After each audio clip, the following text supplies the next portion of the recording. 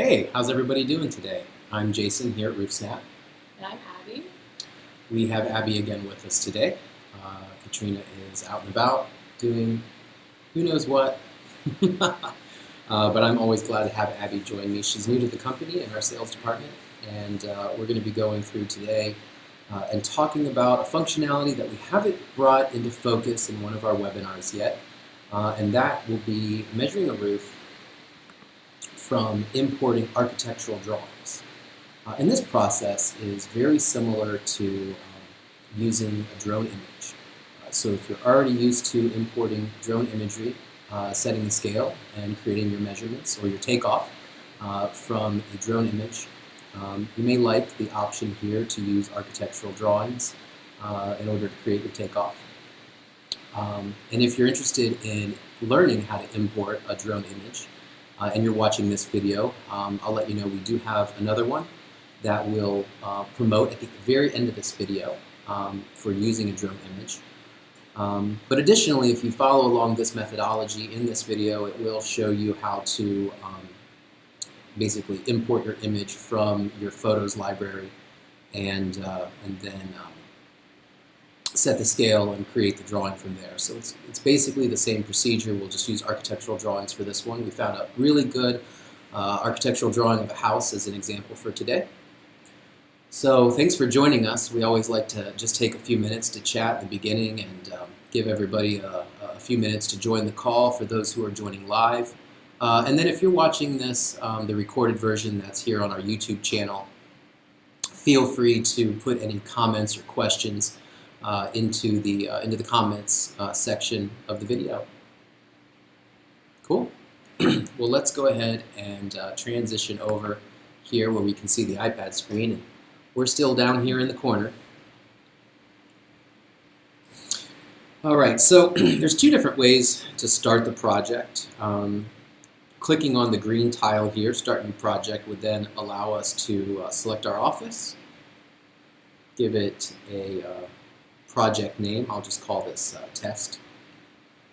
And then since it is a architectural drawing, we don't have to put in the address information, but I think you're still going to want to, just because the documents that you'll generate will pull in name and address fields, information from these fields, billing information, insurance details. Will the address also link to the supplementary imagery? Yes, if we're going to be using supplementary imagery, then you're going to want the address fields in here as well, so that it'll pull up the street view, and so that it'll pull up the Bing imagery and stuff like that. The architectural drawing that we have for today, it already tells me the scale, it already tells me the pitch value. So for this particular one, we won't need to address Google Street View or any of the other imagery. We'll do it all from the architectural drawing. So go ahead and click on the Done button, and this creates a project for me. And in order to use any integrated imagery, Google, Apple, Nearmap, or whether to import a drone image or an architectural drawing, we're still going to go to RoofSnap to start the project, to start the measurement portion of the project. So I'll go ahead and tap on that. Now, since I didn't put in an address, it's using my GPS location here, so we're right over top of our office. But instead of interacting with the imagery like we normally would, with the Change Map button at the bottom, or with the Near Map button that will sometimes appear here in the upper left-hand corner, we're going to tap on the Import button up here in the upper left-hand corner. Now you'll see I've created some albums to hold images that I've stored in my Photos library. So I have my DJI Import folder. That's for drone images that I've loaded right into my Photos library, and blueprints. Now, I want to kind of, let's see, I want to minimize my screen here for a second. And I'm going to go back to trying to think if I can use my company email or not. Who knows what's in there. But the goal here is to open up your mail. And you'll see here I have some emails from Elliot's Brief blog, one of the economists that I follow. And if I had emailed myself a PDF or an image of the architectural drawings, I'd be able to open up that link, I'd be able to open up that attachment here in my email, and then I'd be able to save that image into my photos library. On the other side of things, if I had a PDF that I had emailed to myself, now that's not going to save to your photos library. Photos library needs to be like a JPEG or a PNG. But the quick and easy way to turn anything that's on your screen into a PNG is to just screen capture. So what you would want to do is bring that PDF and open it here from your email, and then pressing the home button, which is the little round button on the side of your, or on the bottom, depending on the orientation of your iPad. Press the home button and the power button at the same time. What I'm going to do is I'm actually just going to take a screen capture here of my email. So I'll go ahead and tap on that, or excuse me, I'll press both of those buttons at the same time.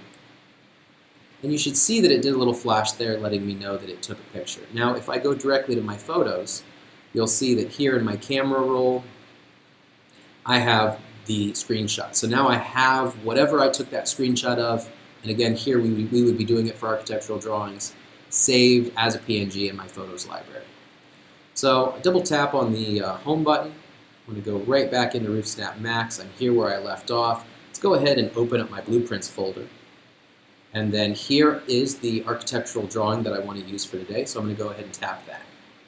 Now it's placed the image here, and I want to unzoom it a little bit, sort of pinch and get it nice and straight in the screen. I want to make it as full screen as possible, but I don't want to exceed the parameters here of my screen size. I'm actually going to bring it in just a little bit, and I think that's going to be pretty good. Leave me a little bit of space here on the right side since I'm right-handed. Leave some room for your cursor. Yep. Yeah. And once I have this image set here, and I've got it zoomed to the size that I want it to be, I'm going to go ahead and tap on the snap and start drawing in the upper right-hand corner. And that's going to go ahead and save that image here, but the first thing it's going to ask me to do is to draw a line that reflects a known distance. And this is how we set the scale for any image that we import into RoofSnap. The same process again if we had just used a drone image from overhead. So I'm going to tap on the OK button. Oh, it's going to remind me again. Now, there is a line here, 17 feet 2 inches long, that I want to use. I want to find the longest line that I have a scale measurement for within the architectural drawing. So let me go ahead and first tap on the zoom and pan button up here in the upper left. I want to make this a little bit bigger on the screen. Now, to switch back, I'll tap on the draw button here in the upper left. Now it's just like drawing any line in RoofSnap. I'm going to set my cursor at the beginning of the start point of that line, and I'm going to draw it out to the end point of that line. And Abby's going to open up her calculator. So once I get to the end of that line, I'm going to tap on the screen again. And now it's going to tell me to specify the distance between those 2 points. And I know that it's 17 feet 2 inches. So Abby, do 2 divided by 12 and tell me what that is. 0.16 repeated. All right, so let's just go 0.17 to round up. So we'll go 17.17. Yeah, always make sure to convert those inches to Yep. decimal. So the inches divided by 12 will give you the decimal. And I'll go ahead and tap on the OK button. Now it hasn't actually saved it yet. I could draw that line again if I didn't get it right the first time. But since I'm good with it, I'm going to go up here and tap on the Accept button. Now it's set the scale, and to go back in and begin to draw all the lines, I'm going to tap on RoofSnap again. Now we have the ability to go in and draw out all the lines of the roof. Now there's a lot of detail here in an architectural drawing, as I'm sure you're probably more familiar with than I am if you're used to working with architectural drawings. But I'm only interested in the eaves, the hips, the ridges, the rakes, and so forth. And this is entirely a hipped roof with no rakes, so we won't be dealing with rake edges today. Now, the line that you drew for the scale is no longer there. So that line Yep. didn't have to be one of the exterior roof lines. No, I mean if you're on site and the roof is already roughed in, and you take a field measurement of say one of these eave edges, then you can set the scale based on a physical measurement that you take on site. If this is brand new construction and you're doing a complete takeoff from architectural drawings, you will have to have some scale measurement right on the drawing in order to set the scale when you've added the image here in the RoofSnap. So now I like to zoom in a little bit and do kind of one section at a time. If you've never drawn in RoofSnap before, there are several videos, one in particular called RoofSnap 101, that's going to show you the slow motion version of drawing lines in RoofSnap in order to close your facets correctly.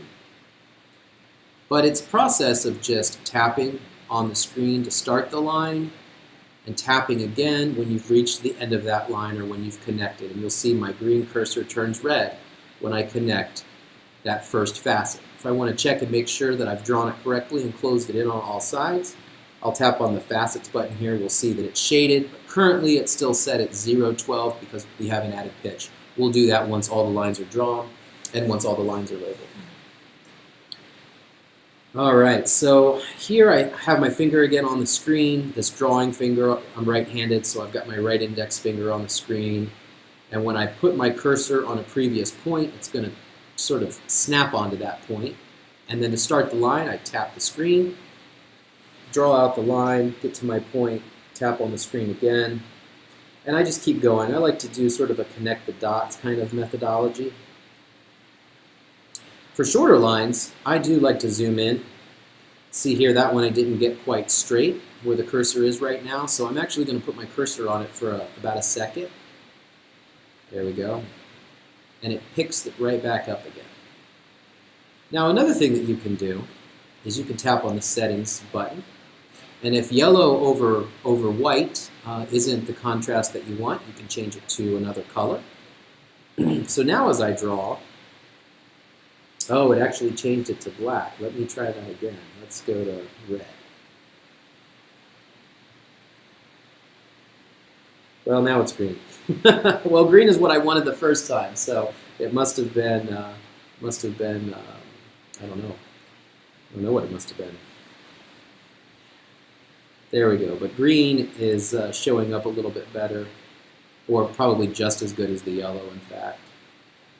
So we're going to draw in all the different facets by connecting all of the lines, just following hips and eaves and ridges, and switching back and forth between the draw function and the pan and zoom function so that I can move around this image. If I'm zoomed in a bit, it's going to be more accurate than if I'm not zoomed in very much. And I feel like I can draw it more quickly and more accurately when I'm zoomed in like this.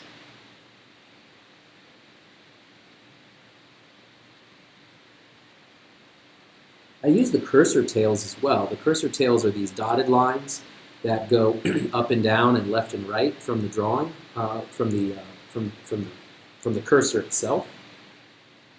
Now here, the line goes further, but I had it zoomed in a bit. So what I'm going to do, oh, you know what, I have to snap it into that one. Well, this is a good example of what not to do. So because I already started drawing that line, and I stopped and I set it down, and I went and picked it back up again as I'm doing now. Oh, it's not going to connect, is it? It's not going to connect. See how the cursor is still red? It's not turning green. It's not getting bigger. It's not going to snap to this line. Even if I put it all the way on the point, even if I zoom all the way in and try to make it think that it's connected, technically it's not still connected. Or technically it's not connected at all. Oh, Abby, you're all washed out with the sun shining in today. It's a sunny day here at Yeah. RoofSnap headquarters. Slowly Yes. the sun is moving over, and by the end of this demo, it's going to be on my face. So hopefully you can still see me Should have down brought my here. sunscreen. Yeah, we're going to get a tan. Greenhouse effect.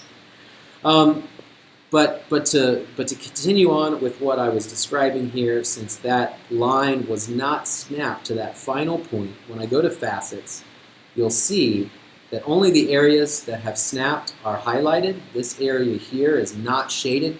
What that means, it means I have to delete this eve edge here, and I need to redraw it and connect it from both the point on the right and the left. So let's... You gotta be zoomed out. Yes, for this one I have to zoom out, but because the points are already there, I can snap to them and I don't have to worry about accuracy for this last line. But I need to delete this line here, and there are two ways to delete it. When you're in the draw mode, you can tap on the undo button, and then of course that'll undo that last line that I drew. The other way is to switch to edges mode. When this drawer pops out with all of these line labels, in that mode you can just press and hold on any line, and this delete edge window is going to come up. And I can tap on delete edge, and that line went away. So now zoomed out, I can put my cursor here, tap on the screen, draw the line all the way out, and you'll see this time it turns into a big red circle letting me know I've connected to the point on the left side.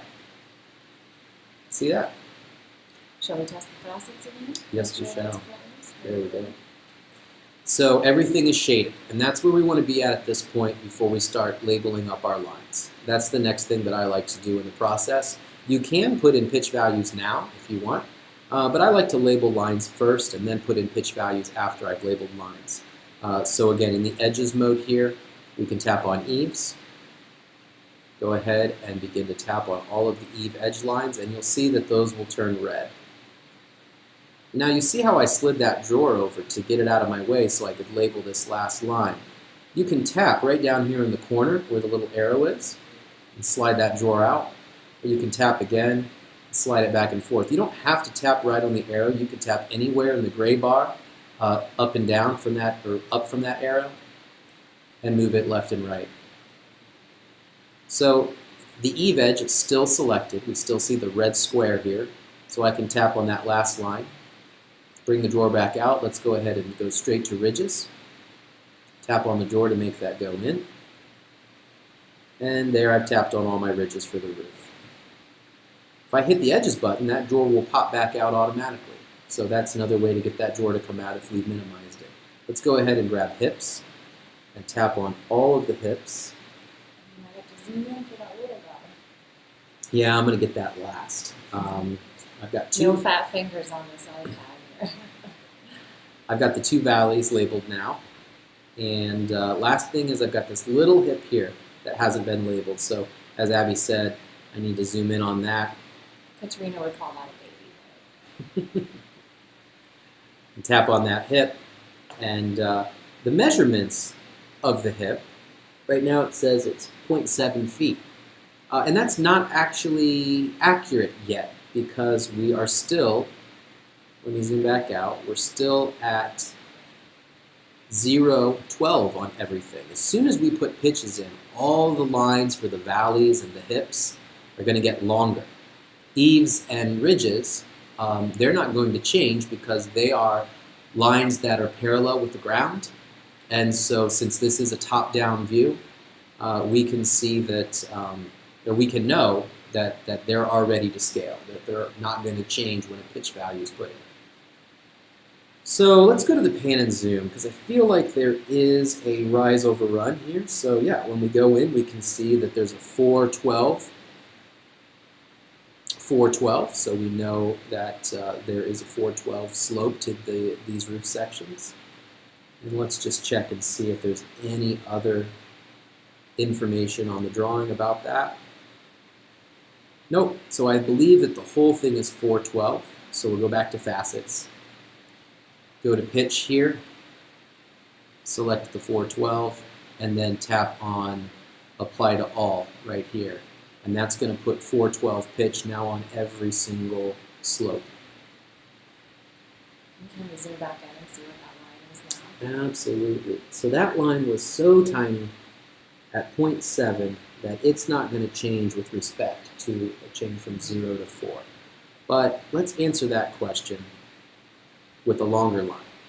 Let's go to pitch, change everything back to 0.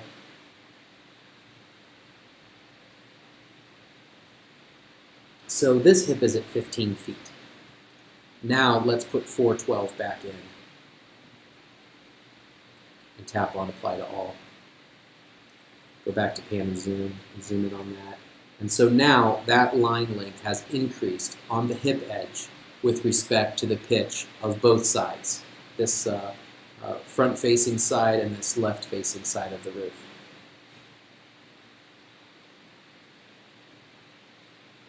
So as far as getting measurements for a takeoff, just a simple quick takeoff here in RoofSnap, not labeling up any additional facets or any additional subline labels, assuming for the moment that we're not going to be using RoofSnap to generate the estimate off of these measurements. If we're just going for pure measurements, we're done. We would have the ability, if you know what accessories are going to be going onto the roof, we would have the ability to attach some pins now and begin to kind of mark up some of the soil pipe boots and some of the different off-ridge vents or chimneys or things like that. Yep. But since I don't have any of that information available to me from this drawing, I'm going to bypass the pin section at the moment and just go ahead and tap on the Done button in the upper right-hand corner.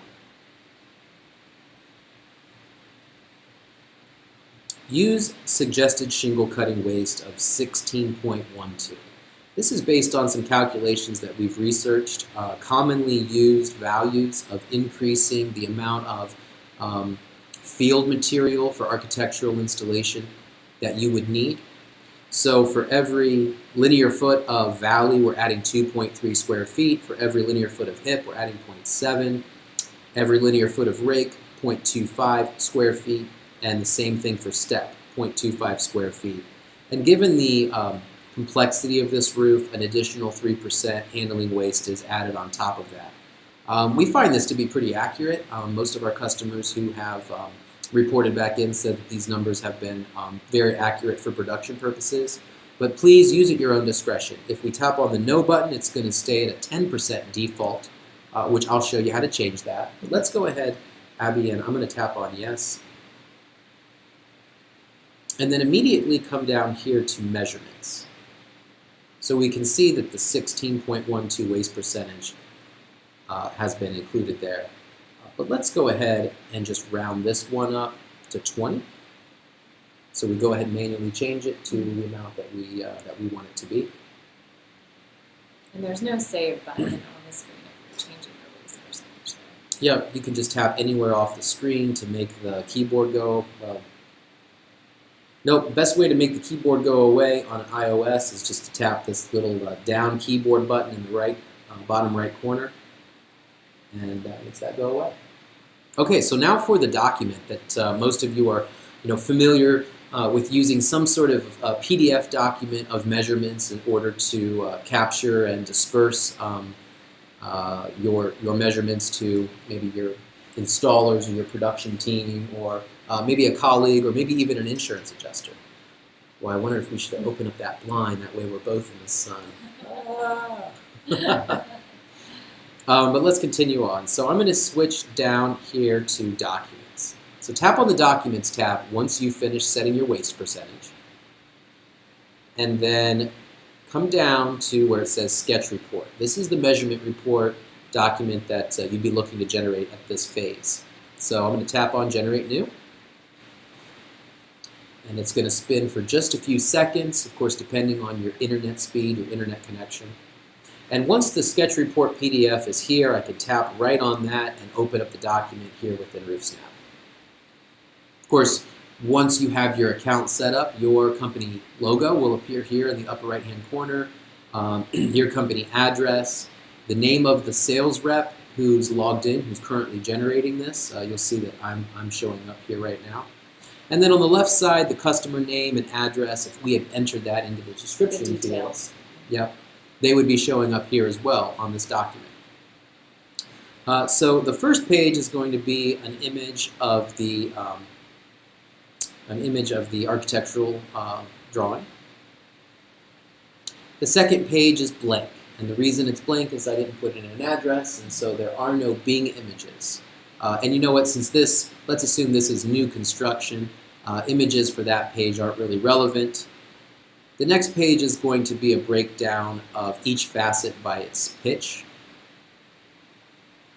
And the next page is going to be detailed measurements for each line, along with categories for all of the different line lengths. So 8.97 square rounded with a 20% waste factor is 10.76. So this roof is not as big as I was expecting it to be. 132 linear feet on the eaves, 23 linear feet on the ridges, 86 on the hips, 25 on the valleys. And then a total breakdown of each facet by square.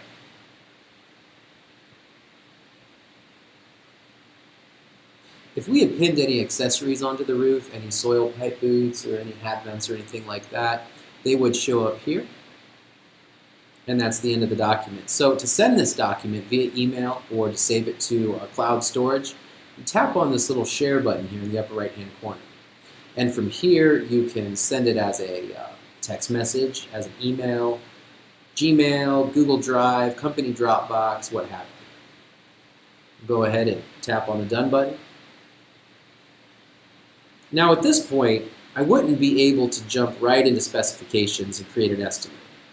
There's missing information that I haven't put on the drawing. So if you are interested in moving forward with generating an estimate in RoofSnap, you will have to go back at some point and add the subline labels and any facet labels and any accessories that need to go on the roof. So let's say a couple weeks later, you know you're going to be producing the job, and you need to revise for material, and you need to get a final cost for all the parts and pieces. You can use RoofSnap to calculate that.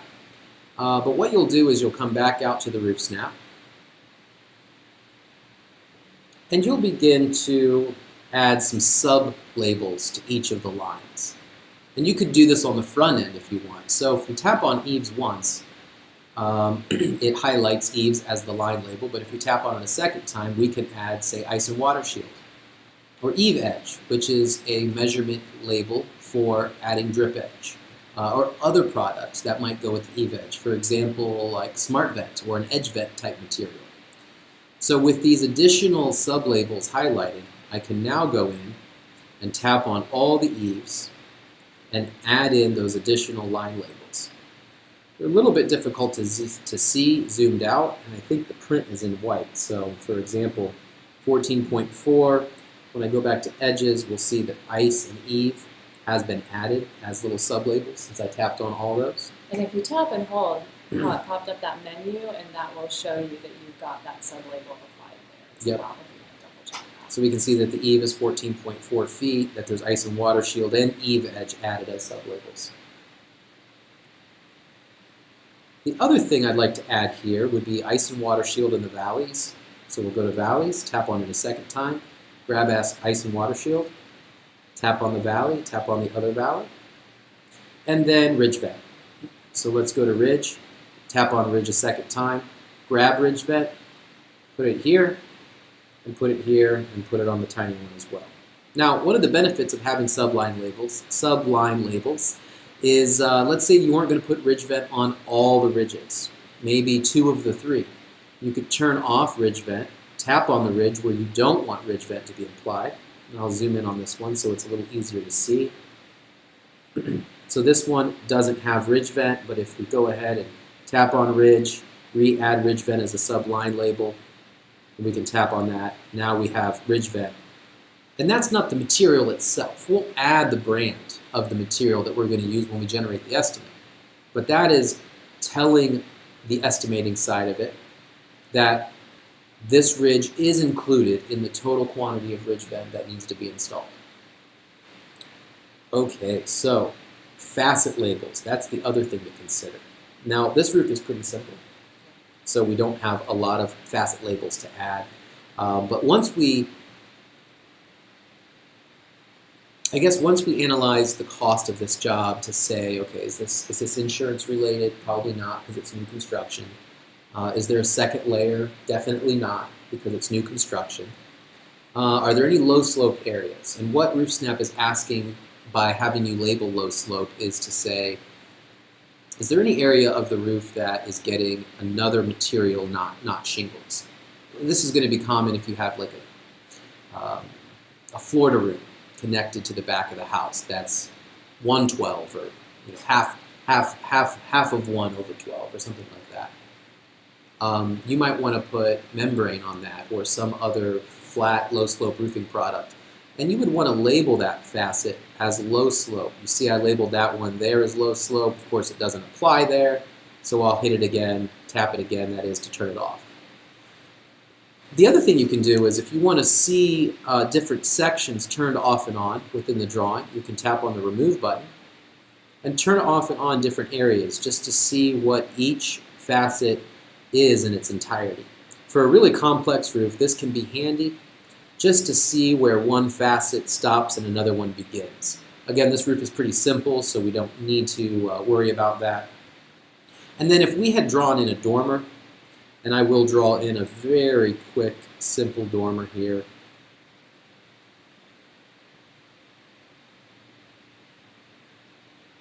So any dormer that exists within a larger roof plane, as most dormers will exist in this regard within a larger roof plane, you have 2 additional facets. Well, you need to tell RoofSnap that it's a dormer so that it calculates the total surface area correctly. When you label up the dormers, it'll add the DM label there, and it'll also turn the facets sort of a really dark green color. Now, of course, I don't want to leave that dormer there, so I am going to use the Undo button and tap through and delete all those lines that I just put on the roof. Now, at this point, for estimating purposes, you would know what accessories you needed to put on the roof. And just be mindful, all these accessories and all these categories are customizable. We've made a few videos that go into the account setup to show you how to set your own pricing, select the material products that you want to have in your account, put all of your labor, set your tax rate, all that kind of stuff. So if you're interested in setting up your own custom material pricing, check out one of our tutorial videos on setting up your account. Let's go ahead and put 2 plumbing boots just sort of randomly on the roof, since I'm not sure where they would actually be. We do that by, of course, just highlighting the category, highlighting the item. Maybe I wanted to use a retrofit pipe boot. But whatever we've highlighted is going to be loaded here into this little sidebar. And then when we tap on the roof, we drop the pins at different locations. If we want to add some off-ridge vents. Let's say the whole house, since it is a hipped roof, let's say ridge vent by itself is not enough, and the installer wants to add a couple solar power vents. So let's tap on that, and let's put one here and another one over here. So that's probably good for accessories. I'll go ahead and tap on the Done button. Shingle cut waste reminder here, so we'll go ahead, we changed some things, we changed some pitch values, we changed them back, we drew in that fake dormer, we deleted it, so it recalculated. So let's go ahead and tap on yes again. Go back to measurements. We see there it's taken the 16.12. We're going to go ahead and leave that in there this time. Now let's jump down to specifications. So the reason I pinned on some items is I wanted to show you that it's automatically added the price of these items directly into the specifications. Now, we don't have a cost set up for that new solar power vent, and we should. But since it's not set up, we're going to go ahead. I did it a little too fast. Let me cancel and step back. So there is a setting that we have turned on that will allow the estimator the ability to edit the cost of an item within a specific project. And this is something that many companies will choose to turn off if they don't want every salesman to have access to this. It can be turned off at the individual salesman level, but sometimes the more senior salesman, especially when you're doing larger projects and you're getting custom pricing, maybe you're doing a really large roof with 500 square, and you're going to get special pricing from the distributor. So you might want to be able to go in, tap here. It's actually literally this arrow here on the right, but there's a little bit of room that you can tap within the individual line item. So my labor cost is currently set to 0. Let's change that. Let's say it's going to be $75 of labor, and these things aren't cheap. I'm going to guess maybe $250 a piece. And then let's set a total price. So let's call it $500 per solar. You know what? I nailed it. 35% gross margin. That's what I wanted to see. Ding, ding, ding. Yep. So if you have a certain gross margin that you're trying to hit, it's going to calculate it for you and show you what the margin just on that item is going to be. And then I can change the material order description. I can change the coverage, but it's just a one-to-one. It's one solar power event. I'm going to go ahead and tap on Save Changes here. Now, since the quantity is 2, and it was $500 a piece, we've got $1,000 for that line item. Let's go ahead and add in the shingle and the accessories. So let's go to Select Shingle. Let's do a GAF Timberline. Let's go Patriot Red. Tap on the Done button. You see we've got the shingle added here and the 10.67 square. Now, if we jump back to measurements, you'll see that 10.42 specifications, 10.67. So what it's doing here is it's rounding up to the nearest bundle. And that's typically what you want to see happen here. You want to see it round up to the nearest bundle because you can't order a partial bundle. So I wanted to show you that and explain how that works. Now let's go to Add Material. And this, of course, is going to include material and any services that we've set up within our account. So Remove and Dispose, that is typically at the top, but again, this is new construction, so we're not going to see remove and disposal charges on this one. No second layer. Decking, let's just assume that it's already decked with H-clips and it's waiting for the underlayment. I guess maybe we'll start with Ice and Water Shield since it comes first. So let's grab the generic Ice and Water Shield here. Let's go with GAF Deck Armor on the underlayment. Let's fasten that down with plastic caps. Let's pick the GAF Pro Start Starter. And let's use a closed valley system on this one. 1.5" T-style at the eave, 1.5" T-style at the rake. There is no step wall and there is no apron wall on this roof, so we can skip those two. There aren't any rakes either. Oh, there weren't any rakes. There we go. So we can unhighlight the rake edge because it was all eaves and hips and valleys. Apron flashing, we don't need that. Chimney, no chimneys on this one. Let's go ahead and pick our shingle fasteners. So let's call it 6 nails per shingle. And we do need hip and ridge cap. So let's go with the GAF Seal Ridge. And then a ridge vent product. The GAF Cobra Snow and Country Ridge Vent here. Let's tap on that. You see, it knows that we need 23 linear feet, and it's going to convert that into pieces automatically. And it knows that we need 23 linear feet because of those subline labels that we put on the roof. So those subline labels are really important. Otherwise, we'd have a 0 quantity here, and then it wouldn't know how many pieces, and it wouldn't put out the correct price. Let's go back to rake. As Abby pointed out, we didn't have any rake edge, but we did have eave edge. The eave is 132 feet. The rake has no measurement because there was no rake edge at all on the project. So the sun is about ready to hit us. It's been on Abby, that is, all day, but it's going to be right in my eyes. You know what? Do we go into the sun or do we try to move away from the sun? Why don't we move away from the sun, Abby? Maybe we should have done this a while ago, but if that sun hits me in the eyes, I'm not going to be able to see anything.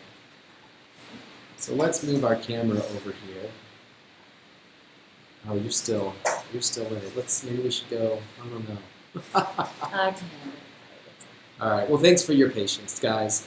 Let's see, are there any other materials that we want to add? We've got the ridge vent.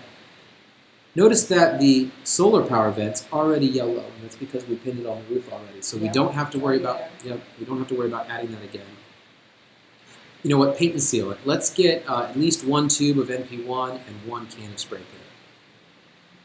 Miscellaneous. Let's add a dumpster. Now you see these items in here. These are just the sample items that we've loaded into an account to show you functionality within RoofSnap. But I want to let you know all of this can be customized with your products, your materials, whatever brands you use, and whatever pricing you pay for the material and for the labor. So check out some of our other videos for setting that up. Gutters. Let's definitely make a video later on, maybe next week, and add gutters to the estimate as well. 2-story roof charges? Nope, not on this one. All right, so that should be good. So I've selected all the materials for pricing out the cost of this roof. Let's go ahead and tap on the Done button. And here we go. You see all of the line items with all of the prices. Now, let's say at this point we needed to add a dumpster, a second dumpster. Maybe 20 yard wasn't enough. Now we know on this roof that's going to be plenty, but we can tap on the plus minus button, tap on delete, add, make it 2, quantity of 2, tap on save. We can change the quantity of any of these items that we've added that are each count. But if it's linked to a measurement, for example, ridge vent, it's linked to that measurement 23 feet. And that measurement is linked here directly from the RoofSnap. See this capture data from RoofSnap button? Well, if we needed to, for some reason, if we needed more snow and country ridge vent as an example, and we wanted to change that and just round that up to 30 feet, we can do it one of 2 ways. So if we want to just change it one item at a time, we turn off the capture data from RoofSnap button. Now this is going to disconnect all of these items from the measurements. And at this point, it's okay because we've already added all the items. If I needed to go back in and add another item that was linked to a measurement, like edge vent, for example, but I turned this off, it won't know how many pieces. So don't turn off capture data from RoofSnap until you've added all the items. And maybe not at all, depending on whether or not you need to make any changes. So we'll tap OK. Now the plus minus button has appeared for all of these items. And there's a little secret there. If you need to delete an item, you can slide left and right. Kind of did that by accident. And so let's go to the GAF Cut in New Cobra Snow Country and tap on the plus minus button. Now I can change this to 30 feet and tap on save. Before I turned off capture data from RoofSnap, I was not able to change that quantity. And the measurements linked to the other items will stay the same unless I change them, exactly. Now, there's one other thing to consider here when you're doing a complex estimate like this, and that is your crew. So some companies, from what I'm told, they have crews who are they're very good at stocking back in any leftover material. Let's say they've got half a bundle of starter, and it can be used on the next job. They'll stock that back in. But some crews are known to be maybe lazier or just in a hurry, and they're not going to be going back to the office or the warehouse. And that dumpster is going to be And that dumpster, it's going to get filled up with perfectly good material. So if you have crews who have a habit of not keeping the leftover material to be used on a future job, well, we created a button for that scenario. That way you're not short. Let's say that, $5,866.52, that's plenty of money as long as the crew stocks in any leftover material. So let's pay attention to this price, $5,866.52. Well, we have the round up button here in the bottom right hand corner. And if we tap on the round up button, it's going to change these prices here on every single line item to cover any material that's left over that gets thrown away instead of stocked back in. So if you want to make sure that your price is high enough to cover for any waste, to cover for any leftover material that's not stocked back in. And if I had to guess, I'm going to say this is probably going to go up by about $250, $300. That's my hunch. So let's tap on the capture data from RoofSnap button. I can't talk today. It's a tongue twister. Round all items up to orderable quantity. Yes. Tap on OK. Ooh, it went up by almost $500.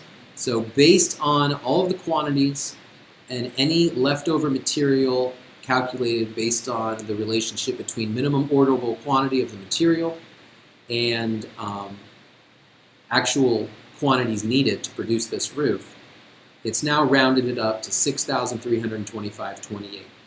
And that, of course, includes tax that I believe has been set just for materials only at right around 7.5%. something like that. Okay, so now we have a price. Now we have all of our items. We've customized a few of them. We've rounded all of them up to account for no stock-ins. So I think now we can generate the estimate and the contract and the material order sheet. Kit and caboodle. Everything. It's all done. All the hard work is done. We've added in all our items. So we go back to documents. But let's do one last thing. Let's go to notes. I want to show you that we have the ability to fill out the answers to our pre-start checklist here in notes. And this pre-start checklist can be customized when setting up your account. All, of course, that happens on our website. If we're going to add any special contract notes, anything typed in here will appear on the contract document that we're going to generate. So let's say special notes for contract. Tap on the Done button. Delivery. Well, that's going to show up on the material order sheet. So let's add some notes there. Place shingles in gravel area. Tap on Done. Installation notes. So I believe, pretty sure, I haven't done this in a while, installation notes will go on the estimate. So let's check that. Install carefully. How about that? Tap on Done. And then any general notes won't show up on any documents. Those are just for users. So if you send this project to another user within your account, and I'll show you that as one of the final things here, you'll be able to see internal notes that won't show up for any of the documents that the customer might see. They just live here in the project on the app. Yeah, so we'll call those private notes. Just tap on Done. All right, so let's go to the documents. Now we'll see some of those notes, but we'll also see all the estimate items that we've done. So let's start with the new estimate. Tap on Generate New. And this is a document that you can give to the customer or to an insurance adjuster or to, actually, since this is architectural drawings, this might be a document that you would give to the GC, the general contractor. So if you want, you can turn off these line item quantities. They don't have to be showing. It's an option to make that invisible. Same thing with line item pricing. You don't have to show each line item cost or price, that is. But right now we have it all turned on. So there we can see everything, the total price included. Tax is actually turned off on this document at the moment. We would be able to turn and show tax on this document as well. All right, so there is a pretty basic single-page estimate for just one specification. If you've watched any of our other videos, you've probably seen that we have good, better, best style estimates. We didn't make a good, better, best style estimate for this one. We followed a very specific specification. The share button on every document is always up here in the upper right-hand corner so that you can email it or save it to a Dropbox or something like that. Now let's go ahead and, before we capture the signature, let's generate a project summary report and see how much profit's on this job, even before we commit to a contract signing with the customer. You may find this handy if you want to know how much profit's in the job before you commit to an agreement with the homeowner. So the project summary report is going to break down lots of interesting information. The contract price, it's going to separate out our labor from our material and show percentages for each one, our taxes as a percentage of the total job cost, and then the gross profit. So this job is currently set at 43.38%. It's higher than we had expected. Of course, we use the round up button. So it is anticipating that we're going to make a higher margin because we rounded everything up. And the gross profit is $2,744.07. Now, if we had commissions set up for the salesman, which would be me in this case, whatever that percentage was, could be calculated as a portion of the total profit or as a portion of the total contract amount. We have other videos, again, account setup videos that talk about setting commission values for your different users. All right, so let's go ahead now, and since the profits look good and the customer is ready to buy, let's go ahead and do a capture signature. And you do that step prior to generating the document. Yep. You actually, when you're capturing the signature right on the device, you don't have to generate new. You just capture signature, and that will generate the document once we've signed it here. So you can review all of the different line items, and you'll see our special instructions appear on this document, special notes for contract, and then our delivery instructions are also going to appear here on the contract. So let's go ahead and tap on the sign button, and I'll give it a fake signature. Tap on save.